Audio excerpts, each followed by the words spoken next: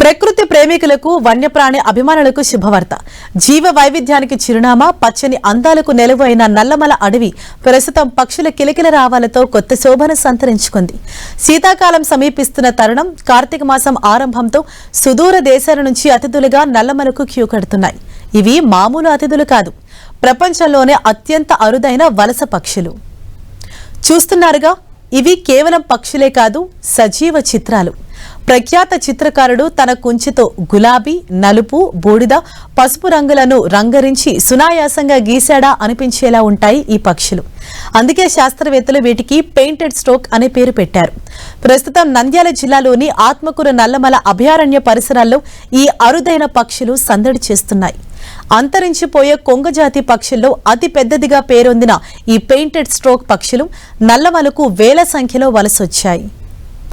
Russia, Siberia, హిమాలయాల ఉత్తర, దక్షిణ ప్రాంతాల నుంచి వేలాది మైళ్లు ప్రయాణించి ఈ పక్షులు భారత ఉపఖండంలో అడుగుపెట్టాయి. ఈ ఏడాది భారీ వర్షాల వల్ల నల్లమలలోని నీటి వనరులను నిండుకుండలా మారాయి. దీంతో ఇక్కడి వాతావరణం వాటికి మరింత అనుకూలంగా మారింది. సుమారు 3 అడుగుల ఎత్తు, 3.5 కిలోల బరువు ఉండే ఈ పక్షులు కృష్ణానది తీరం, సంగమేశ్వర క్షేత్రం, వేలుగోడు జలాశయం, భావనాసి నదీ తీరం, సిద్ధాపురం చెరువు ప్రాంతాలను తమ నివాసాలుగా మార్చుకున్నాయి. ప్రతి ఏడు సంతానోత్పత్తి కోసం పక్షులు ఇక్కడికి వస్తుంటాయి. దాదాపు 4 నెలల పాటు అవి ఇక్కడే ఉంటాయి. పెద్ద పెద్ద చెట్లపై గూళ్లు ఏర్పాటు చేసుకుని గుడ్లు పెట్టి సంతానోత్పత్తి జరుపుతాయి.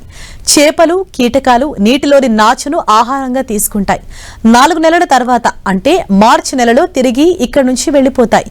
ఈ పెయింటెడ్ స్ట్రోక్ పక్షులతో పాటు నీటి కాకులు, గూడబాతులు, పెలికాన్స్, సముద్ర పక్షులు కూడా ఈ వలసలో భాగమయ్యాయి.